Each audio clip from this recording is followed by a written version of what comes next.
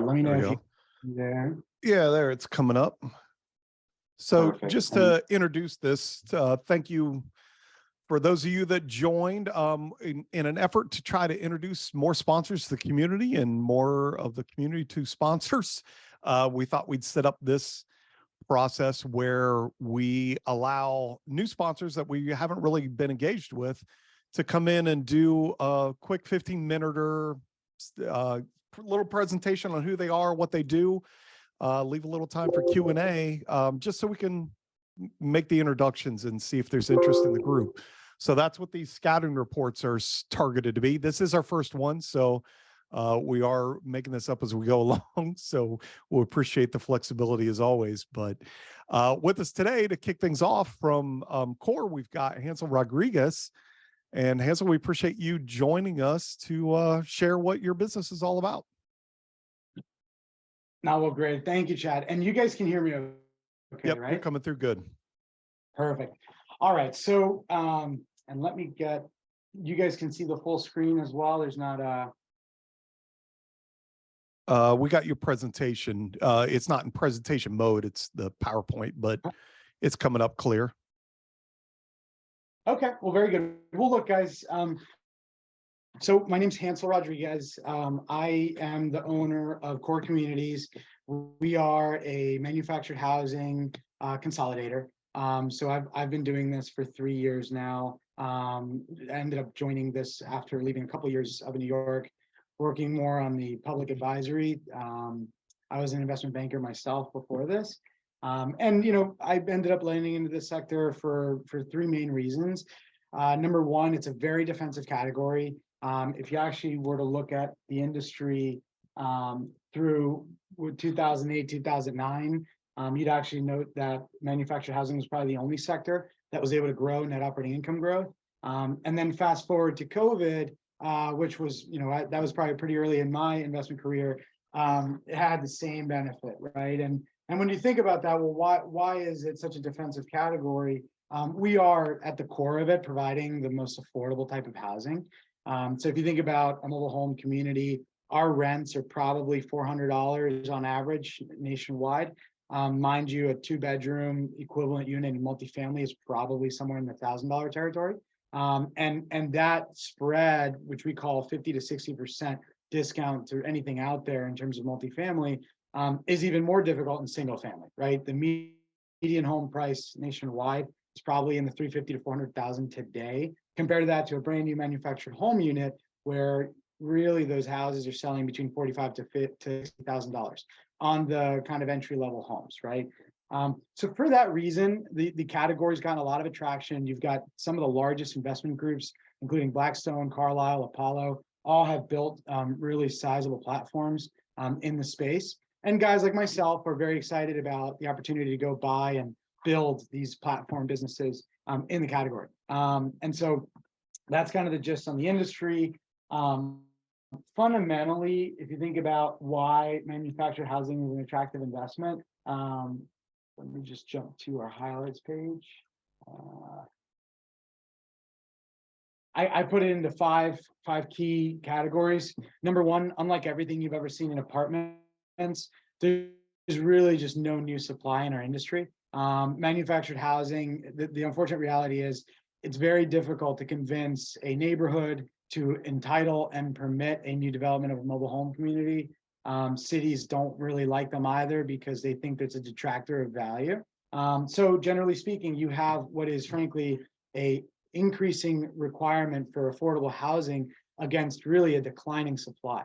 So when you buy these assets as an owner, it ends up resulting in a really healthy, I like to consider, you know, just really strong ability to grow rents over time because there is no new supply. Now compare that to office, retail, although office lately has been challenging, but office, retail, multifamily, even industrial, you name it, there's always a brand new product being built. In our space, that supply is actually declining. A lot of these communities are being redeveloped.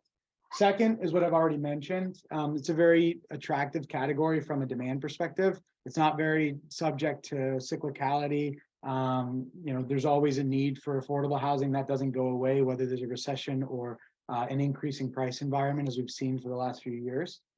Third, people really like the tax benefits. Now this 150% is a little misleading. It's actually 120% beginning in 2023. But simply put, the math on that is if you invested, say, $100,000, you would net about $120,000 tax loss in the first year of your investment. And there's a bunch of detail behind that I can share. But regardless, that's usually what the result is. And if you have that $120,000 loss that you get in depreciation, you can offset other gains from real estate or other investments that you may have because of that. And then the fourth and fifth, so it's a very fragmented industry. For guys like me that are looking to build a big platform, that's very exciting. So what that means is there's a lot to buy. We think that the industry is somewhere between 70% today still owned by family owners. That means, you know, an owner that owns less than 5 communities, or a second or first generation mobile home park owner. And that's really attractive. For guys like us, that means that there's a lot of opportunity to improve the operations. We personally like to really invest capital. We're repaving roads, upgrading clubhouses, amenity houses. We find that to be very important as a way to drive value at the communities. So we do that. And then the last thing is just mission driven. You know, people have different perspectives on whether they care about that or not. But for me, that's an important component of it. You are at the core of it investing in affordable housing. Whereas a lot of guys that usually buy these communities, I wouldn't say a lot. There's a healthy amount of folks that will buy these communities where they're really looking to redevelop it into multifamily, retail, storefront, whatever the case might be. As you'll see later on, most of the assets we own are in urban cores. And so as you would imagine, there's a lot of value that can be created if it were re-entitled. And we like to believe that we're providing good by maintaining it in an affordable housing community.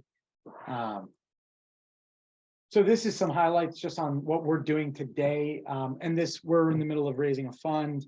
We won't get into too much detail on that here, but we think in 2023 to 2024, we'll acquire about 70 million or so of mobile home communities. That'll be about 12 communities across the portfolio.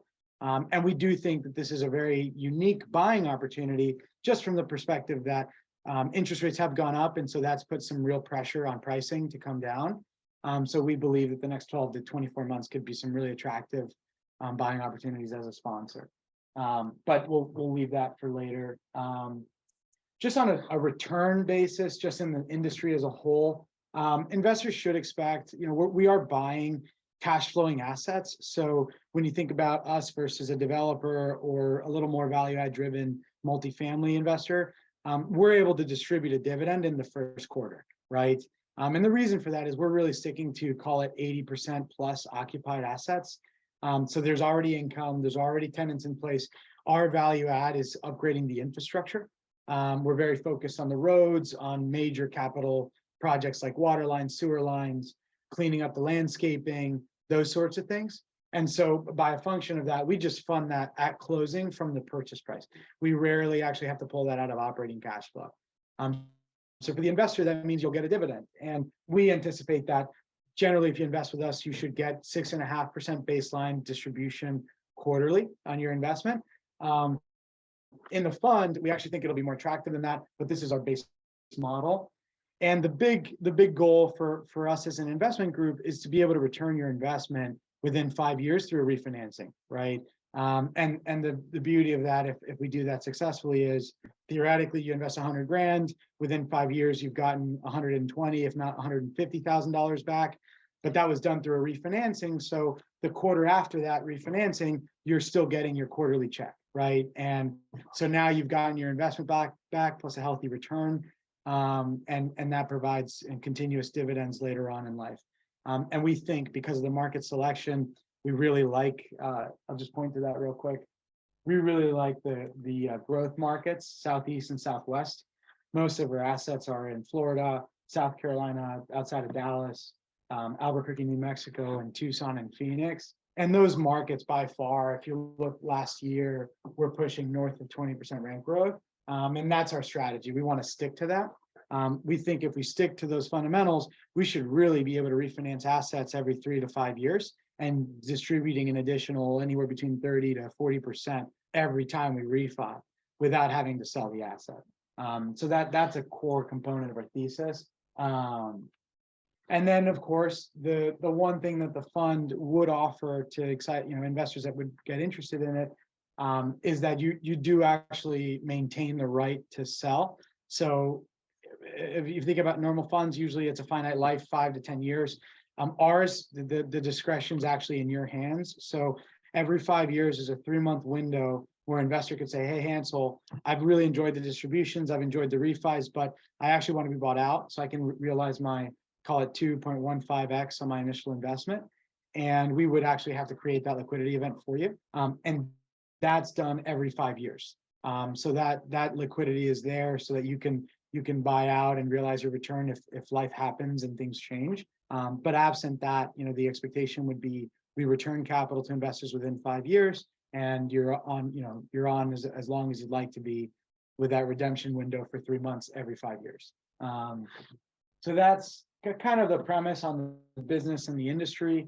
I'll jump a little bit into our leadership team. So I'm the owner of the company. I make the sole investment decisions in the company, but we do manage our assets in-house. And so Jay Eben, who heads up our operations, he's a 20-year veteran in the industry, focused strictly on manufactured housing. He started his career at Equity Lifestyle Properties, which is Sam Zell's REIT. He was one of the pioneers in terms of building one of the consolidated mobile home park operators. So he started his career there, and then actually worked at another private company called Lakeshore, where he helped that group grow from 60 assets to well over 130 today. And so he joined us to help build the management company in-house. I fundamentally believe as a sponsor, you really don't know your business until you're running it yourself. And so we do manage those assets in-house. And so that's kind of the leadership team. And then Ricardo spends all of his time on acquisitions.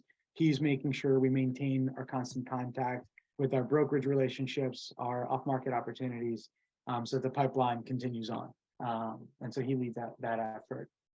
Just as a high level, so you think about our business versus others, this is our org chart. Again, we do manage in-house, so we have a pretty robust management team to support those assets. We have about 19 assets today across 8 states.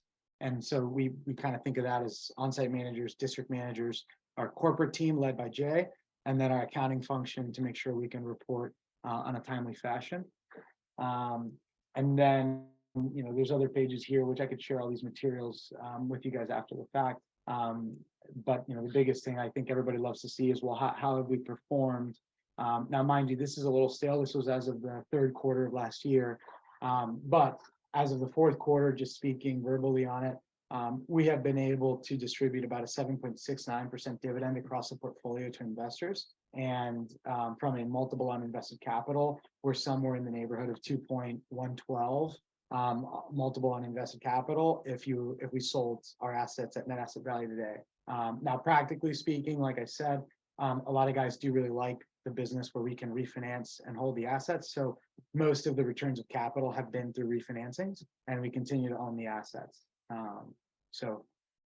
So anyway, now Chad, I apologize. I was a few minutes late. So tell me how much time I have left. I'd say you got, a couple minutes if you want to do some Q&A and so forth. I think that's fantastic. Interesting information that you shared for sure. So we've got 2 of you on today, so I want to hold to somewhat of a schedule anyway, but if you want to take a couple minutes of questions, that'd be great. People can drop them in the chat, or you can unmute and ask your questions either way. No, that works fine. So this is good. This is what I wanted to get to, was looking at your performance and the track record and so forth. So it looks like you've been into several assets as you've gone through this business, which is great. Yeah, no, thank you. And I apologize. This page is a little stale. I'll pull it up as people ask questions, but our most recent one for the 4th quarter. But yeah, no, we'd love to take questions if there are any. Oh, here we go. It's starting to pop in. Quick question. Do you take accredited only, or both accredited, non-accredited? How do you usually do your deals? So good question. So the fund is specific to accredited investors. That said, I would encourage people to reach out. We do have our non-accredited vehicles, but unfortunately, because we're marketing this fund, it's an SEC requirement that everybody be accredited, specific for this fund. But this is fund one. There are multiple funds that will go on here. So that's just for this specific product that I'm talking to today. But we do have non-accredited investors as an ongoing concern. Great. Any other questions? There we go. What are your highest priority underwriting guidelines that you stick to, i.e. park-owned homes? No, that's a great question. So, and I apologize again, it's because of time. So we have a full page on this. Look, I think all real estate's the same. It really starts market level, and then you focus on asset level. So even before we jump into an asset and say, hey, this is a great opportunity because the IRRs look great, we want to look at employment growth. What is the makeup of that employment? Is it tech? Is it manufacturing? Right? Like by far, we don't really like the Midwest. I think there's just some challenging headwinds in terms of population growth there that will make it more difficult to grow rents over the long term. So we start at that macro level, and then when we go deal by deal, then we go into the more fundamental. Hey, for our business, we want to be really north of 75, 80% occupied day one. We're not doing heavy CapEx from like bringing in a bunch of units. We want to know that there's a very healthy spread to multifamily and single family housing rents. And even we even calculate a mortgage to see if someone wanted to buy a house today in this market, what mortgage would they pay? And we sensitize that to what our MH lot rents are, which I think is critical. But you asked a good question about park-owned homes. So we rarely do. We own less than 50 park-owned homes in the portfolio today, and we own 1,200 units of just MH and another 200 units of other stuff. So we're majority resident owned, and the trick to that, the reason for that is they just have a lot more skin in the game. And a simple comparison I always point to, if a homeowner owns their home and they're paying rent just for the ground, out of 100 tenants, we'll have maybe 3 move out in a year. On the renter side, where someone's renting a trailer or a mobile home or a manufactured home, we can have up to 60 tenants in a year move out. So as you would imagine, the management intensity of controlling those assets is very different. And there's other things too, like, is it a brand new Clayton home, 5 years old, or is it an older home from the 80s? That'll attract different tenants and different quality of tenants. But by far, we stick to the main business, which is we own the land, they own the home, and then we're very, very cognizant of the markets that we participate in. We like business friendly, we like low rent regulation, those sorts of things. Sounds good. I think I'm going to cut you off there, Hansel. Really appreciate it. Again, just trying to get introductions out there for people to meet COARE as a group and see what they think. Feel free. Do you have your contact information on here that we can splash up real quick, maybe? And people can then reach out if you have an interest in learning more. But we appreciate you coming on and sharing your information with us today. No, that sounds great. Thank you for having me, Chad. And I'll put my info on the chat group. Thank you. That'll work. Thanks. Appreciate it. Thank you. So our second company that we have with us today is Terra Capital. And there we go. We got a crew in. Perfect. Welcome, guys. Again, our goal here was just quick 15 minutes, kind of share with the community what your company's about and what you're doing. And if there's interest, hopefully, we'll find some interest and we'll drive it your way. But feel free to jump in and share away. Awesome. So we'll quickly go through our backgrounds, and then we'll go into what MiniMulti is, where we are doing MiniMulti and why, and then how MiniMulti is positioned in our current macroeconomic environment. So my background is in real estate development and operations. After graduating Columbia University with Ray, I worked for one of the largest private developers in New York City called Rose Associates, where I specialize in adaptive reuse and ground up luxury multifamily development.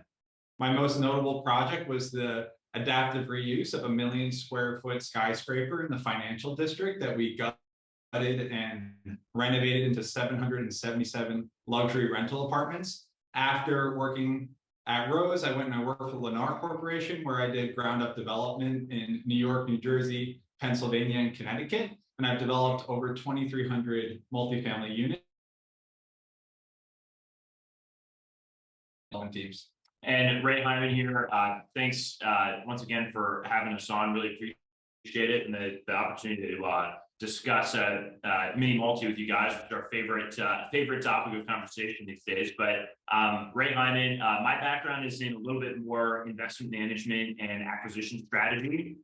So after school with Tom, I worked at JP Morgan in investment banking. I covered US real estate and REITs while I was there. I then moved on to Booz & Co. and I sat on the acquisition strategy team and advised on just a little bit over $3.5 billion worth of corporate acquisitions. And then I moved on to Terra Capital, which is a PE fund focused on healthcare and real estate. And I closed on just over $750 million of acquisitions there, all kind of focused on, all right, we've got this platform. How do we go out and find smaller acquisitions that we can bring in and grow inorganically? But, you know, in kind of what we do, but that's really our DNA, is that modern acquisition strategy paired with, you know, best in class real estate development approach. And that has been our focus here.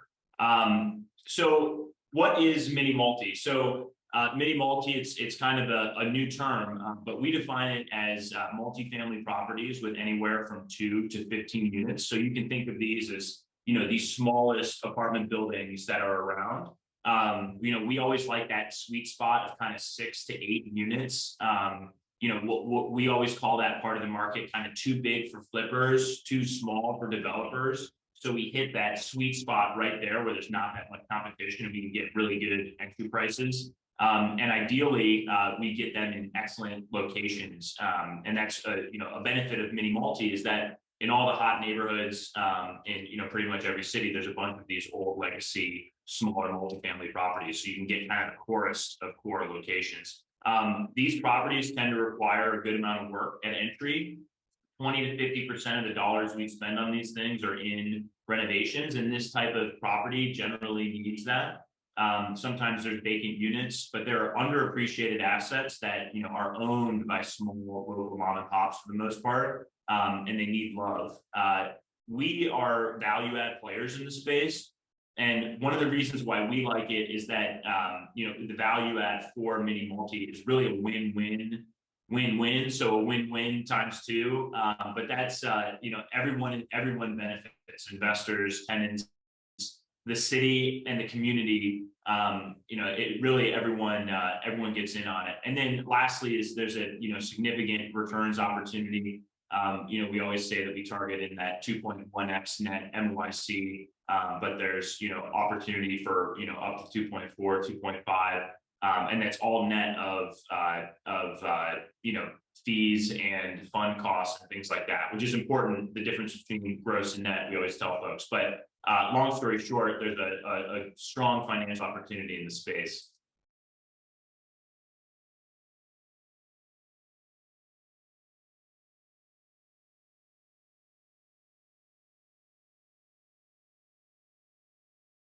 So here you can see, sorry, we were having a little camera difficulty, but here you can see, you know, a lot of what Ray talked about in the fact that these areas are, the areas that we're targeting are, I'm sorry, I'm just having technical difficulties here. Oh, here we go. Here it goes. There it is. Hey, all right. You guys seem to be coming through okay, so you're good. I thought we were lagging for a second on Gotcha. our end, but yeah, so this is the win-win piece of this, right? So investor, tenant, city, community, these are the 4 groups that matter in real estate. And for investors, you know, as we discussed, too big for flippers, too small for developers, so significant opportunity. Strong, reliable returns over time and multiple MSAs. And it's a very recession-resistant asset class. You know, when we're done with properties, we tend to offer rents at 30–35% discount versus luxury, which means that we're offering, you know, quality properties to a group of folks that are, you know, have good income and are the, you know, kind of nurses and education type jobs of the market. But they're solid and they stay in place and they're not as affected by recessions. The tenant, you know, good discount versus luxury, but all the same in-unit finishes and features. And it's, largely cosmetic renovations. So doing things like backsplashes and new bathroom setups is very easy for us. It is a, walkable, charming part of the neighborhood. It's right where you want to be. It's right down the street from the strip. It's not sort of, 2 miles away or wherever there so happens to be available land for a multifamily development. And then with the city, they get rid of problem properties. It addresses the affordability crisis. It increases tax revenue and collections when you have an actual manager in place. Making it into a productive asset. Just to add one more thing, it's like, to paint a picture of it, it is the small multifamily building that is down the block from the large luxury multifamily development. A great example is that one of our assets in Fund 1 is 100 yards away from Brookfield's, one of their largest multifamily projects in Pittsburgh, Pennsylvania. 350 unit building with a great gym and great retail. We're down the block in a newly renovated small walk-up that can feed off of all that benefit of in the community, but be at a 35% discount, but still with the same finishes, same keyless entry, and same, interior user experience. So, we're really filling that need for a very target demographic that's looking to live in a great location, but not pay as much as the top luxury, rentals in that area. And then the last piece on there is the community. It beautifies the neighborhood. We do a lot of improvement to facades, replaces low-income neighbors, and it dovetails well with a kind of NIMBY mentality, right? Instead of building a brand new large-scale development, the city and community boards love it because it's really reinvigorating existing assets. It keeps the architecture similar and the tenant base similar. But it's a fantastic part of the market to work in, and there's a lot of different ways to get access to this. You've got house hackers and things like that, all the way up to maybe you own 1 or 2 apartment buildings. But what Terra Capital does and what we're focused on is really institutionalizing this MiniMulti segment, or as we sometimes refer to it, institutionalizing the lower middle market. And I'll go through just quickly, our process and kind of how we do that. But, in a nutshell, what we're focused on doing is aggregating a lot of MiniMulti properties, and adding a tremendous amount of value through renovations, optimizing them so that they have maximum cash flows, and then selling them as a portfolio instead of as individual units. Which helps us get really the maximum exit price per unit. So, we think it's a fantastic space no matter how you play in it, but the way we do it is at scale with the lowest possible entry price and the highest possible exit price. And starting on the left, as discussed, too big for flippers, too small for developers. So we are in a nice spot where there's not a ton of competition. But the real key to our model is that we are 60 to 70% off market. And so when we buy off market, we do that at 30 to 40% less per unit than we would otherwise. And this is truly, off market, not broker pocket listings, but direct to seller communications via, pretty much any medium a seller could possibly have. We find a way to get in touch with. So we enter at extremely attractive prices before we move on to renovations, which what Tom's main focus is. And I would just like to add, the reason why we can truly have that level of off-market access is because of our asset class. Addressing these smaller, unrenovated 3 families, 5 families, 8-unit properties spread out throughout MSAs. It's a lot of mom and pop owners that, don't feel maybe the confidence to go to market because they have an unrenovated, mismanaged unit. So when someone reaches out to them to kind of buy it off market, not create a public process, it's attractive.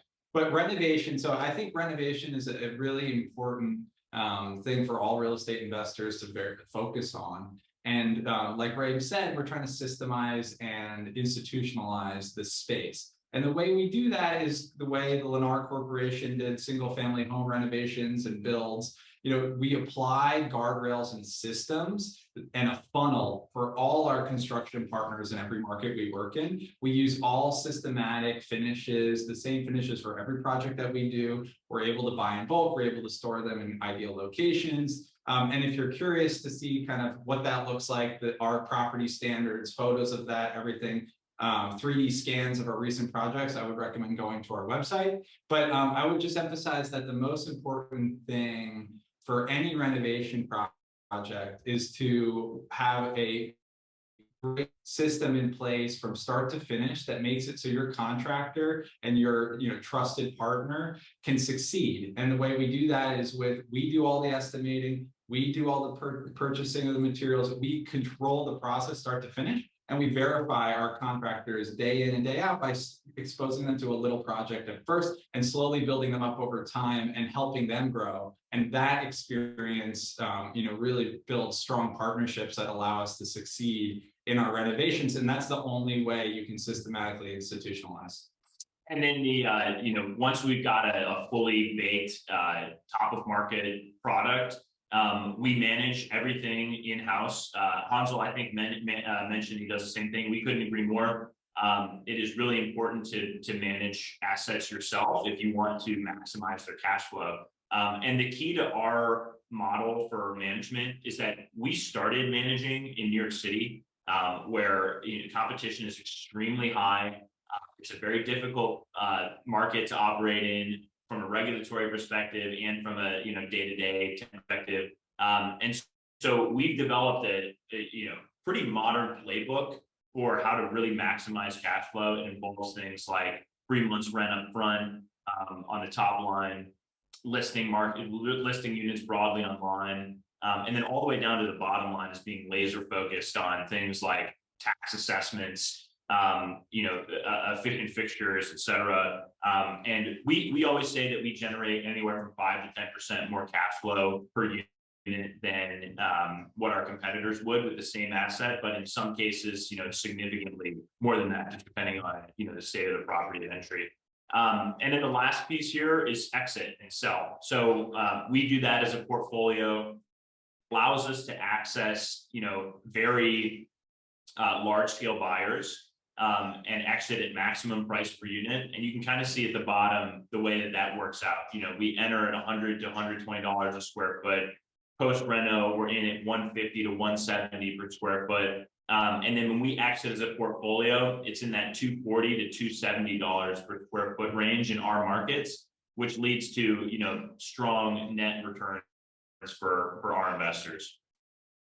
So I just want to talk quickly about the markets we do MiniMulti in. And I think whenever you're selecting a market, you have to look at your demographics first and really drill down to the target population growth, the target job growth in your target demographic. So like we said earlier, we're really looking for that worker, whether it's a nurse working at a hospital or a teacher at a university that hasn't saved up enough to buy a house, or a low-cost job alternative in accounting, right? We see a lot of that in Indianapolis. But we're really targeting that essential worker that wants to be in an ideal location in the city, but doesn't want to spend a lot of money. So for us, when we look at that demographic, the Midwest really does stand out. We're in Pittsburgh, Columbus, and Indianapolis, and those are for good reasons. We target what I like to call healthy markets, and I think all real estate investors should look at this. And I'll caveat this because I know we're on with another sponsor as well, that we're really focused in our target demographics. So I'm not going to comment on other target demographics.